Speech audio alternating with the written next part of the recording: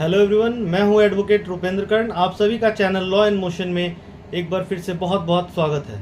आज हम डिस्कस करेंगे section 9 of Hindu marriage act, restitution of conjugal rights. ये क्या होता है, इसके बारे में हम डिस्कस करेंगे।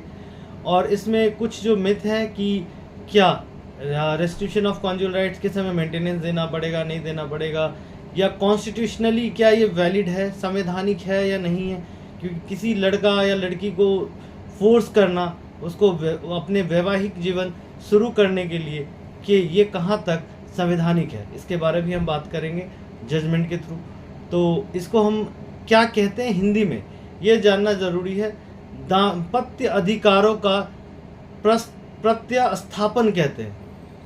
यानी कि ये क्या होता है, दाम्पत्य जीवन मतलब जो मैरिड लाइफ है उसका प्रत्यस्थापन का मतलब हो गया कि रीस्टार्ट करेंगे, यानी कि रेस्टिट्यूट करेंगे, रेस्टिट्यूशन ऑफ कॉन्जुअल राइट। जो अभी जो है कॉन्जुअल राइट्स खत्म हो गए हैं, वाइफ हस्बैंड के बीच में जो बंद हो गए हैं, उसको with the intervention of the court इसको रीस्टार्ट करने के लिए सेक्शन 9 का यूज किया जाता है।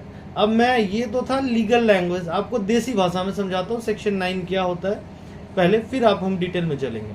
सेक्शन 9 होता है कि जब किसी भी लड़की को उसके मैट्रिमोनियल हाउस से विदाउट एनी रीजनेबल कॉज निकाल दिया जाता है, उसे अपने पेरेंटल हाउस भेज दिया जाता है, तो उसे हम कहते हैं, उस केस में हम सेक्शन 9 फाइल करते हैं, रेस्टिट्यूशन ऑफ कॉन्जुअल राइट्स। क्योंकि उसको हम कहते हैं that person has been withdrawn from the society without any reasonable cause, कोई रीजनेबल कॉज के बिना।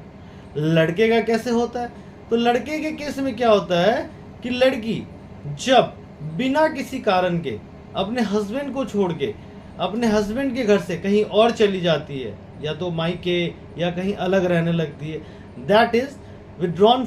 इसमें भी लड़के को बोला जाता है that guy has been withdrawn from the society without having reasonable cause. अब हम आएंगे सेक्शन के अंदर, सेक्शन क्या कहता है इसके बारे में, सेक्शन 9 क्या कहता है और what are the essential ingredients, जिससे कि ये दोनों सबके लिए अच्छा है, क्लियरिटी आ जाएगी। तो सेक्शन 9 बहुत ही क्लियर है। Restitution of conjugal rights when either the husband और द वाइफ। सबसे पहले ये सेक्शन दोनों के लिए है, पति के लिए भी है और पत्नी, दोनों हस्बैंड वाइफ के लिए। Without reasonable excuse withdrawn from the society of other, यानी कि विदाउट एनी रीजनेबल कॉज उसको विड्रॉ किया जाता है from the society of other, यानी वाइफ है तो हस्बैंड के सोसाइटी से, और हस्बैंड है तो वाइफ के सोसाइटी से, यानी वाइफ और उसके लॉज के, यानी कि कोई कांटेक्ट नहीं होता है। That aggrieved party may apply by petition to the district court for restitution of conjugal rights and the court on being satisfied of the truth of the statement made in such petition and there is no legal ground by which the application should be granted may decree of. अब इसमें क्या है कि अब जब लगता है जज को, 3 कंडीशन बहुत एसेंशियल है इसके लिए, चाहे लड़का हो लड़की हो, यानी कि such person must be withdrawn from the society, और वो सोसाइटी से विड्रॉ किया जाना चाहिए विदाउट एनी रीजनेबल कॉज। तो यानी कि पहले तो आपका ये जो शादी है वो वैलिड मैरिज होना चाहिए, ये भी बहुत जरूरी है। वैलिड मैरिज के बाद सेकंड कंडीशन इज कि without any reasonable cause withdrawn होना चाहिए थर्ड सोसाइटी से। तो ये 3 कंडीशंस है। तो अब इसका सेक्शन 9 का मतलब क्या होता है। मान लीजिए मैंने पिटीशन, पहले मैं बताऊंगा पिटीशन कैसे लगाएंगे। तो सेक्शन 9 के लिए रिक्वायरमेंट है, जैसे मैंने बताया शादी होना चाहिए, तो मैरिज प्रूफ बहुत जरूरी है, यानी कि आप मैरिज, ओरिजिनल मैरिज फोटोग्राफ्स आप अपने लेकर के एडवोकेट के पास जाएंगे, साथ में मैरिज के कार्ड अगर है तो वो भी लेके जाएंगे, और अगर आपने रजिस्ट्री की हुई है तो रजिस्ट्रेशन सर्टिफिकेट लेके जाएंगे, नहीं किया तो कोई बात नहीं, ये सारे लेकर के आपने एडवोकेट के देंगे। फोटोग्राफ्स, कुछ आपके पासपोर्ट साइज फोटोग्राफ्स भी उसमें लगते हैं, ये सारे ले जाके जब आप अपने एडवोकेट को देंगे तो उस बेसिस पे एक, और या जो proof evidence pertaining to the withdrawn from the society without any reasonable cause, यानी कि आपको भगाया गया है अपने घर से, अपने मैट्रिमोनियल हाउस से, अपने ससुराल से आपको भगा दिया गया है, और अगर आप लड़के हैं तो आपकी वाइफ चली गई है बिना किसी कारण से आपको छोड़ करके, तो ये चीजें, तो उस केस में आप क्या कर सकते हैं, दोनों ही पार्टीज सेक्शन 9 मूव कर सकते हैं और ये सारी दे करके जैसे आप एडवोकेट को देंगे, एडवोकेट एक आपका दावा तैयार करेंगे, पिटिशन तैयार करेंगे, और पिटिशन में विद द प्रेयर ये होगा कि जो भी आप जिसके तरफ से फाइल कर रहे हैं कि हम जो है अपने जो हमारे विवाह हुए थे, जो हमारे विवाह के बाद जो हमारे दाम्पत्य जीवन में जो हमारे दाम्पत्य का अधिकार है उसको जो खत्म हो चुका है, जो बंद हो चुका है, उसे हम लोग प्रत्यास्थापन करना चाहते हैं, यानी कि रेस्टिट्यूट करना चाहते हैं। इसमें basically restitution of conjugal rights होता है। इट्स नॉट ओनली अबाउट कि जो सेक्सुअल इंटरकोर्स आपका बंद है अलग होने के दौरान वो रिस्टार्ट होगा, ऐसा नहीं है। सिर्फ ये नहीं, सारे जो कॉन्जुअल रिलेशन है, जो कॉन्स्टिट्यूशन जो उसका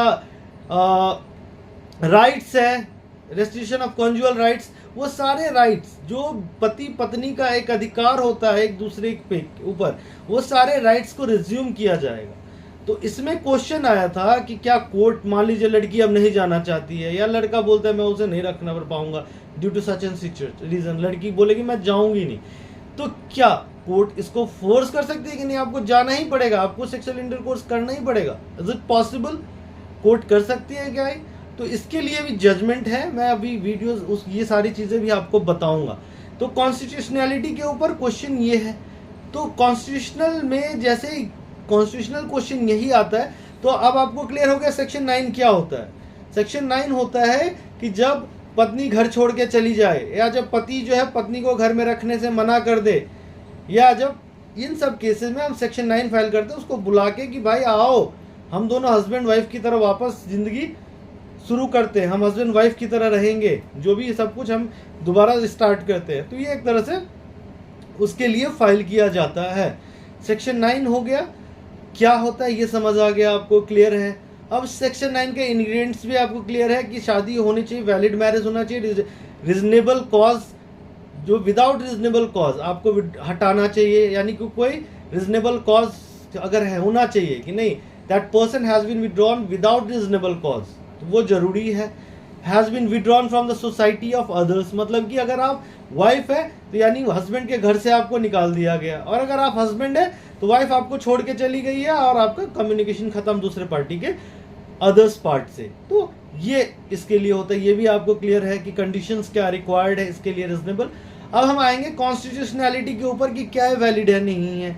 इसके बाद हम आपको वीडियो पे बने रहें क्योंकि आपको हम ये लीगल पॉइंट भी बताएंगे। इसके बाद सर्टेन चीज़ें हैं जो जरूरी है आपके लिए जानना। तो कॉन्स्टिट्यूशनैलिटी के ऊपर एक केस है सरोज रानी वर्सेस सुदर्शन कुमार चड्ढा, ये दिल्ली हाईकोर्ट का जजमेंट है। इस जजमेंट में बहुत ही क्लियरली ये कहा गया था कि इसका मोटिव ये था सेक्शन 9 का कि इंड्यूस करे दोनों ही पार्टी को कि दोनों अपना जो कंजुअल रिलेशन है उसको रिज्यूम कर पाए, दोनों जो है साथ रह के अपने जो विवाह, जो उनकी वैवाहिक जिंदगी है उसको ख़त्म ना करें, उसको आपस में फिर से जो मिसअंडरस्टैंडिंग के कारण, जो छोटी मोटी इशू के कारण, नोक झोंक के कारण अलग हो रहे हैं, उसको हम लोग दोनों जो है साथ में रह के एक अच्छी जिंदगी जी सके। ये इनका मोटिव था। मोटिव ये नहीं कि उसको फोर्स करके हटा देना है, ये मोटिव कभी नहीं है। अगर लड़की कहती है नहीं मुझे सेक्सुअल इंटरकोर्स करना ही नहीं है, लड़का कहता है नहीं मैं किसी भी कंडीशन में नहीं करना है, तो उसके लिए डिफरेंट चीज़ है कि मेंटेनेंस होगा नहीं होगा, that is separate, that we will discuss in the separate video. लेकिन क्वेश्चन यहाँ पे ये था कि क्या तो नहीं, कोर्ट कभी भी फोर्स, यहाँ पे लास्ट लाइन आपको मैं पढ़ के सुनाता हूँ। Apex court that in India conjugal rights, that the rights of the husband or wife to the society of other spouse is not merely a creature of the statute, यानी सिर्फ एक creature नहीं है किसका, एक पर्टिकुलर किसी act का, कोई such a right is inherent in the very institution of marriage itself. Section 9 of the act cannot be said to be violative of article and 21 of the institution 21 of the Indian Constitution, यानी कि इसको 21 का against नहीं मानते। इसी judgement में इन्होंने ये भी कहा गया है कि stating that objective of a decree was only an inducement for the spouse to live together and that it did not force an unwilling wife to engage in the sexual relation with the husband। यानी ये कहीं से भी इसके violative नहीं है इस particular section के। अब क्वेश्चन ये है कि रीजनेबल एक्सक्यूज या रीजनेबल कॉज क्या होता है, तो इसका भी reasonable cause and reasonable excuse is same, but where wife had no reason to stay away from the husband, अगर वाइफ किसी कारण से अगर जाती है कि वाइफ को परेशान किया जाता है, क्रूएलिटी है या कोई भी कारण है, कोई रीजनेबल कॉज है और तब जाती है, तब she can claim for the maintenance. But if she is leaving the matrimonial house without any reasonable excuse or without any reasonable cause, तो उनको मेंटेनेंस बिल्कुल ही नहीं दिया जाएगा. ये जजमेंट का नाम आपको बता देता हूँ, काम आएगा, अपने एडवोकेट से भी बता सकते हैं. मंजू कमल मेहरा वर्सेस कमल पुष्कर मेहरा, ये AIR 2010 Bombay 34 BOM 34 Bombay high court का केस है, ये जजमेंट है, तो इसे भी आप ध्यान में जरूर रखिएगा. तो सेक्शन 9 का बेसिकली यही यूज है, यही रिक्वायरमेंट्स है for any kind of question कि मेंटेनेंस के रिगार्डिंग. मुझे पता है आप लोगों को बहुत सारे डाउट्स आने वाले, तो आप बिल्कुल नेक्स्ट मैं वीडियोस बनाऊंगा मेंटेनेंस के ऊपर या नेक्स्ट टू नेक्स्ट, तो आप उससे देखेंगे, आपकी सारी क्लैरिटी हो जाएगी कब मेंटेनेंस क्लेम कर सकती है वाइफ, कब नहीं कर सकती है, क्या चीज़ें हैं कि वाइफ अगर आप पे फॉल्स एलिगेशन लगाती है और मेंटेनेंस क्लेम करने के लिए तो कैसे आप उसको डिफेंड कर सकते हैं, या कि वाइफ अगर जो हस्बैंड जो है मेंटेनेंस से स्किप कर रहे हैं तो बिंग अ वाइफ आप कैसे क्लेम कर सकते हैं अगर जेन्युइन केस है. तो मैं यहाँ पे किसी भी चीज़ को बढ़ावा देने के लिए वीडियोस नहीं बनाता. The motive of video is only to impart the justice, जिससे आपको पता हो कि प्रॉपरली किस केस में क्या हो सकता है. तो बेस्ड ऑन द फैक्ट वो डिसाइड होगा कि आपको मेंटेनेंस मिलेगा नहीं मिलेगा, या लड़के को देना पड़ेगा या नहीं देना पड़ेगा. बट यहाँ पे हम डिस्कस करेंगे general sections. For any query screen पे हमारा नंबर है, you can contact us. Thank you so much for watching the videos. Kindly subscribe.